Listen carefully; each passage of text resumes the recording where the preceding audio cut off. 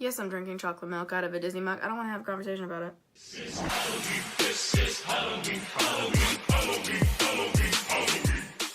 I'm gonna start off by apologizing for this makeup. But I'm wearing my Slytherin sweater, so I couldn't really help myself. Today is my first storytime video. I didn't really know if this was gonna be a storytime kind of channel. I don't really have an interesting enough life to actually have stories to tell, but I do have a couple. I think I might do, like, if I have bigger stories, I might devote an entire video to that story, and then I might do, you know, like a video that's combined of smaller stories. This video specifically pertains to my first date with a girl. For those of you who don't know and didn't see from my original video, I identify as a lesbian. I came out of the closet when I was 17 years old, and I'm 22 now. It's been a little bit. I'm planning on making a full coming out story, but right now this is my first date with a girl story, if you can call it that, I guess. A little bit of backstory to preface the actual main story. I was homeschooled as a teenager from the middle of my sophomore year to the end of my senior year, and in order to try to meet people, I met a lot of people online.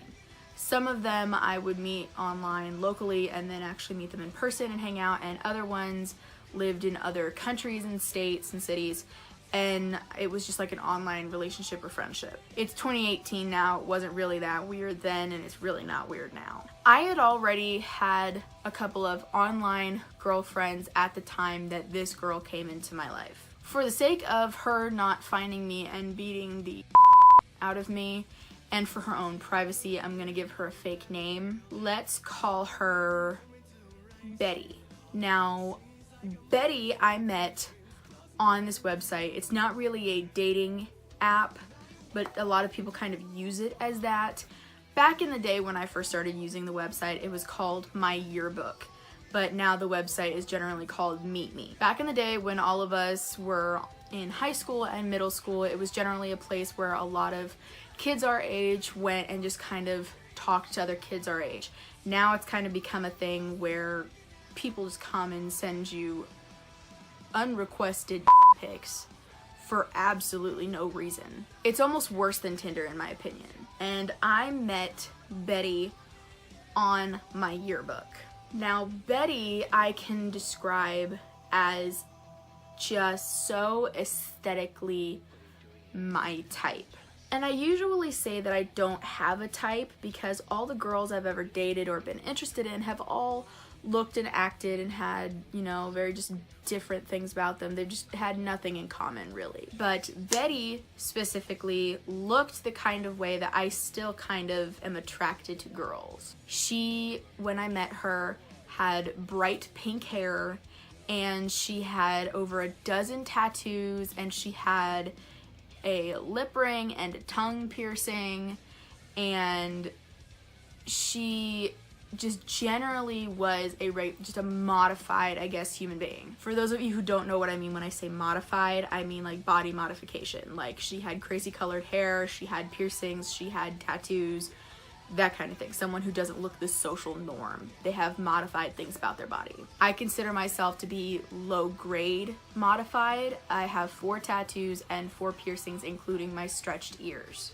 I do plan on getting a lot more of both and plan on being more heavily modified. At the time that I met Betty, I was 18 years old and she was 17.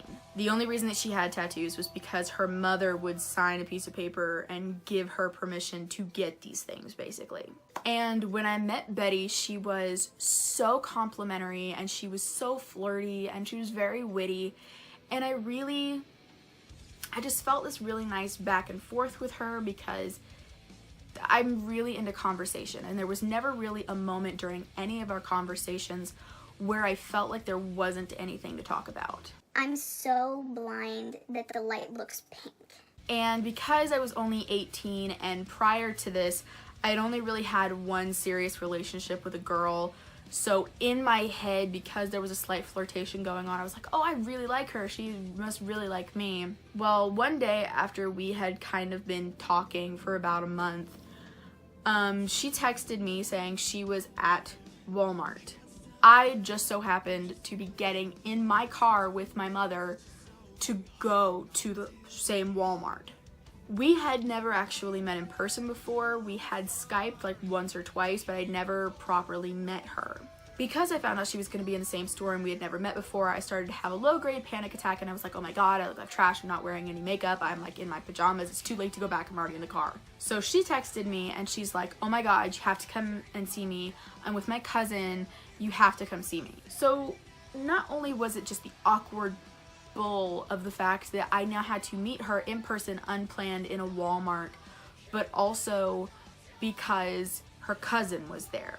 This is the part where it gets to the point where I'm saying it's not really a first date, because we did not plan it, we just kind of spent this span of time together. There is a really much more interesting date story for me and Betty that was our actual proper first date that led into us being girlfriends that I will eventually put up because it's much more interesting than this. This just kind of covers the base, as you will. But I show up and she is who she says she is. She has all the same tattoos. She is who she is in pictures. She still has pink hair, and you know, the only difference is that she's like 6 inches shorter than me or more that I didn't expect, and that's saying a lot considering I'm 5'4" and I'm usually the short one. So I find her and it's super awkward, and we have the most awkward hug in the world where, because she's so much shorter than me, she goes to hug me and her face just kind of like buries into my boobs in this really awkward way, and she like inhales my flesh. Like, it was just the weirdest little thing. But I was like, okay, she likes me, she's cute, she is who she says she is, I'm just not gonna worry about this. Eventually her cousin comes up, and her cousin decides she's not gonna leave our side the entire time. I don't know if this is because I was 18 and she was only 17, or if her cousin was just nosy. I have no idea. I can say for a fact that I don't think they were that close, considering for the rest of the time that I knew her, I never heard about this cousin ever again. So eventually we decide that I'm gonna walk around the store with them instead of with my mom and my brother, who I had originally come to the store with. And we're walking around and we're looking at stuff, and Betty keeps looking at me, but she's not like looking at me. She's like, and I'm just over here all awkward like, guys, we should buy chips. And then she's still over here like, and I'm just so awkward I don't even realize that she's making the googly eyes at me. So then eventually we're walking around and I kind of feel something on my arm. And it's her like reaching over to get my attention, you know, like so. And I turn over and I look at her like this, and then it just out of nowhere, just blah, she takes my hand. Something I should probably preface right now, and should have prefaced sooner than this. This story is about my first kiss. So all of a sudden this girl that I've never met before prior to the last 30 minutes is holding my hand. And not just like holding it, you know, just holding on to it like this. Like just like the super coupley interlocking, you're not leaving my f***ing sight way. But of course I'm all in La La Land because I'm 18 and it's a pretty girl who's holding my hand. So then we're walking around, and then randomly her and her cousin start walking towards the toy section. And I'm not gonna pretend like I've never just gone to the toy section out of boredom in Walmart before, but it was the fact that it was me, a girl I just met that I was kind of talking to, and her cousin, who are now on a random adventure through the Honda trucks. I never really was a big fan of like the toy trucks, but I think that's just because nobody would buy me one. But I digress, that's for therapy. So it's only been about a half hour, 45 minutes since I met this girl to begin with. And we're walking through the toy section, and then her mother calls her from the registers up front on her cell phone. And she tells Betty and her cousin, whose name I do not remember in order to make up a similar fake name, that it is time for them to go home. So I'm a mixture of bummed and relieved, because I'm like, okay, cool, I don't have to worry about this going any farther and being weird, but part of me is also like, but cute girl though. So then she just kind of gives me this look, almost like she's trying to signal some shit to me, and I'm just over here like, and then she goes to hug me, and again, of course, it's a little bit weird because her face is like in my breasts, but I go to hug her and I'm kind of leaning down, and she's like rubbing my back while she's hugging me, and it's kind of soothing in a creepy way. And then she pulls back, and you have this moment like from the movies, one of those moments where her eyes met mine, and then it was like in slow motion, and she looked down at my lips that were covered in cherry chapstick, like Katy Perry said. And then I looked down at hers that had lip gloss that I was pretty sure was strawberry, and I felt the world stop. She leaned in, she kissed me. All the while, her cousin was about 5 feet away going, "We gotta go, Betty." All in all, it was a pretty good kiss, considering the fact that I had never kissed a girl before. I had never kissed anybody before. And I'm a big fan of kissing people that have lip rings. And her lip ring, I think, is the reason that I started really liking girls who had piercings and tattoos.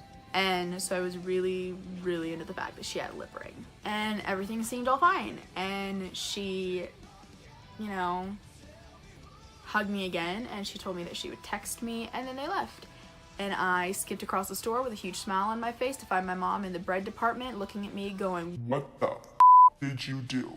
Apparently I wasn't very good at hiding it. Even my brother, who was only 9 at the time, was like, "Why do you look so happy?" The story does not exactly have the happiest of endings, folks. This situation happened on February 7th, a week before Valentine's Day of that year. And pretty much the day before Valentine's Day, after ghosting the shit out of me, she informed me that she wasn't really sure if she was interested in me and didn't know if she wanted to continue our relationship further. Could have told me that before you just like sucked my lip virginity in the middle of a toy section of a Walmart. But just because that's the end of the video doesn't mean that's the end of the story. It's just the beginning. That year was probably the craziest year for me dating wise, because it was only about a month later that I found a new girl that I was interested in, who I actually ended up dating between that spring and summertime. Girl who isn't Betty but is my ex-girlfriend is an entire story within herself that I will make you wait for. But when it does come to Betty, Valentine's Day was not the end of our story by far. Our story continues in the fall of 2014, right before I turned 19 years old. I'm gonna save that story for another time. But let me know in the comments if you do actually want to hear it. It's a lot better than this first part. I just figured it would be faster if I split it up into 2 bits. But believe me, it does actually get a lot better. The second part, which includes pretty much the description of our relationship as well as our first date, includes not only adventures where I end up out of state against my will, end up surrounded by zombies while leading a blind person through downtown, and a hefty amount of underage drinking, but also drugs, near car accidents, and young gay love. So if you want to hear the first date story that follows the first kiss story that involves alcohol, drugs, and zombies, no, I'm really not kidding about that last part, then hit the like button, hit subscribe, and let me know in the comments below that you want to hear it. Until next time, you guys, stay witchy.